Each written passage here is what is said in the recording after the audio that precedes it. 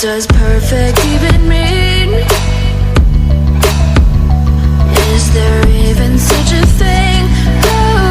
Ooh, can we switch up all the rules and imagine a utopia?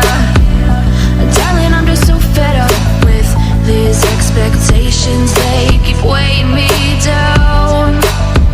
My heart is begging me to get the hell out of my head. I'm gonna live inside the upside down for a minute and pretend, honey, I'm a perfect 10. Whoa, whoa, honey, I'm a perfect 10.